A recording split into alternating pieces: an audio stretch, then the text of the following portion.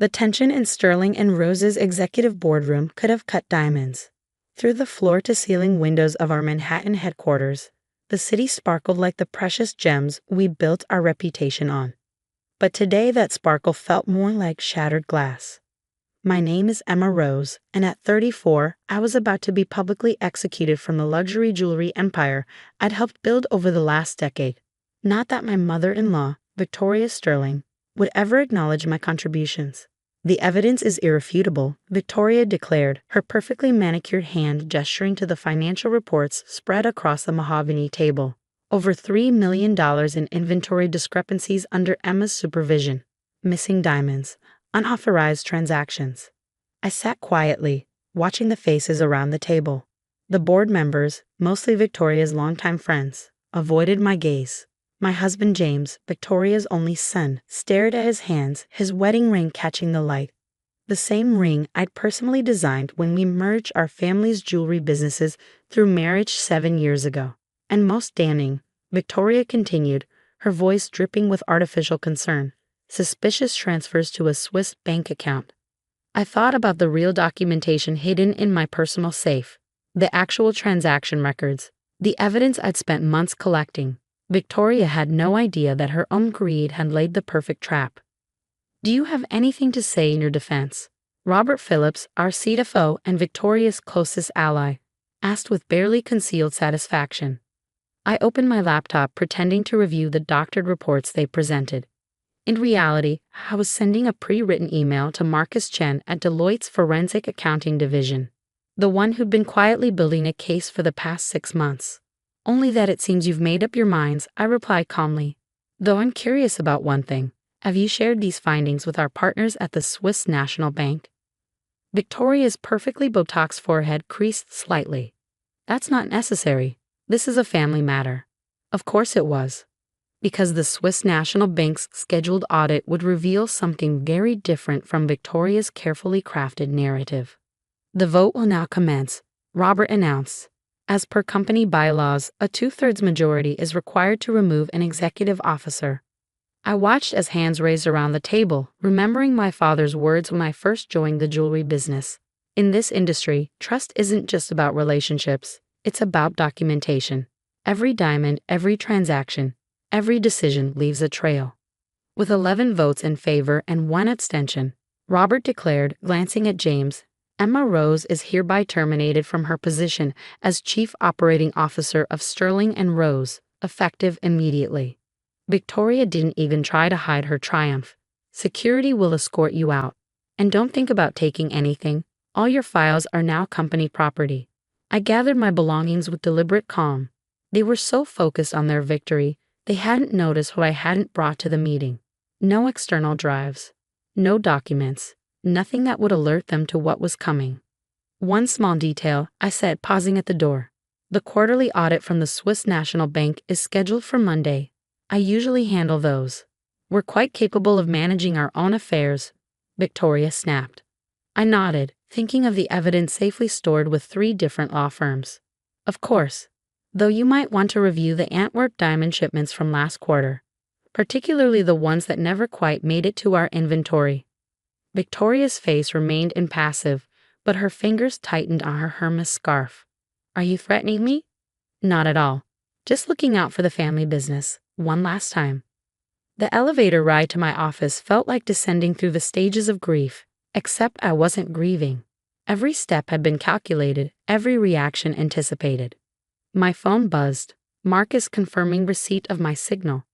Teams ready in Zurich, Antwerp, and New York.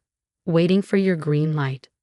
I looked around my office at the awards Sterling and Rose had won under my leadership. Best Innovation in Jewelry Design. Excellence in Corporate Governance. Industry Leader in Ethical Sourcing. Victoria had accepted every award herself, of course. Another message, this one from Diana Wong, our head of design. All files secured. Original documentation safe. The team stands with you. Victoria had never understood why I spent so much time with our designers and craftspeople, learning their processes, earning their trust. She called it getting your hands dirty. I called it building loyalty. A final message went out to 20 different recipients across 3 continents. Key people in our supply chain who knew the truth about Victoria's cost-saving measures. Execute Protocol Diamond. Within hours, secured servers would receive encrypted files. Security cameras would preserve unedited footage. Most importantly, every fraudulent transaction, every manipulated inventory record, every hidden account would be exposed. As I walked past our flagship store's window displays, I paused to admire the Legacy Collection, my final design series for Sterling and Rose. Each piece told a story of heritage and tradition. Victoria had tried to cut corners even there, substituting lower-grade diamonds, but I caught it in time. James called as I reached my car. "Emma, I'm sorry. I should have." "Save it," I interrupted quietly. "Just make sure you're in the office on Monday. You'll want to see this." "See what?" "Emma, what are you planning?" "Ask your mother about the Antwerp shipments. Ask her about the real reason we switched suppliers. Better yet, ask her about account number 2,547,839 at Credit Suisse." Silence. "Then, what have you done?" "Nothing yet. But Monday's going to be very interesting." As I drove home, I thought about my father's other piece of advice. In the jewelry business, reputation is everything. Once lost, no amount of diamonds can buy it back. Victoria thought she orchestrated the perfect coup, but she'd forgotten something crucial about family businesses. Sometimes the most dangerous person is the one who knows where all the real jewels are buried. And I had documented every single one. The weekend passed in a calculated dance of international coordination. While Victoria celebrated her victory at her Hamptons estate, I orchestrated the endgame from my home office, surrounded by monitors tracking activities across 3 continents. Diana's messages kept coming. Victoria's trying to access the design vault. They're rushing to modify inventory records. Robert's been in the office all weekend. I smiled, knowing every desperate attempt to cover their tracks was being documented. My phone buzzed with an update from Marcus, Swiss team in position. Antwerp documents secured. New York audit team ready. Monday morning arrived with the crisp clarity of a flawless diamond. I walked into Sterling and Rose's headquarters at precisely 8:45 a.m., accompanied by Marcus Chen and 2 representatives from the Swiss National Bank's audit division. "Mrs. Rose," the security guard stuttered. "We were told."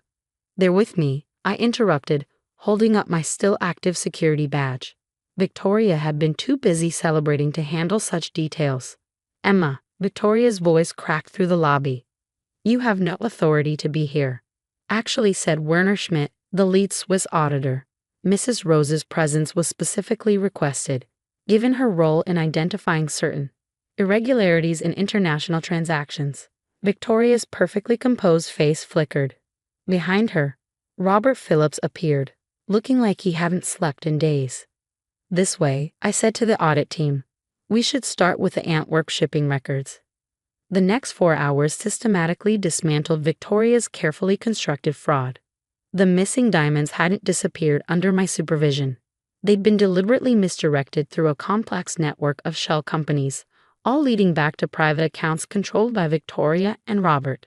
"The scale of the fraud is remarkable," Marcus commented, reviewing transaction records. "Over $50 million in diamonds diverted over the past 3 years. Premium stones replaced with lower-grade substitutes. False certification documents." "That's absurd," Victoria declared, but her hand trembled as she reached for her water glass. "These records are clearly fabricated." "Actually," Werner interrupted, "these records match perfectly with our banking documentation. Particularly interesting is account number 2,547,839 at Credit Suisse. Would you care to explain the deposits?" James burst into the conference room, his face ashen. "Mother, what have you done?" I opened my laptop, displaying the evidence I gathered. "Your mother found a clever way to increase profits. Premium diamonds would be ordered and paid for, but cheaper substitutes would be used in our pieces. The real diamonds would be resold through unofficial channels, with the profits going to private accounts." "You can't prove," Robert began. "Can I?" I pulled up more documents. Every substitution was documented by our quality control team. Every diverted shipment tracked. Every false certification recorded. I even have footage from our workshop security cameras showing the substitutions taking place. Deanna entered with another stack of evidence. The design team kept our own records, she said. We knew something was wrong when the diamonds didn't match our specifications. Victoria's composure finally cracked. You planned this. All of it. No, Victoria, you planned this. I just made sure there was a record of everything you did. Every decision that put profit above integrity. Every action that risked our company's reputation. The company is mine, she snarled. I built this empire. Actually, Marcus interjected, according to these ownership documents, it's a publicly traded company with strict corporate governance requirements. Requirements that have been severely violated.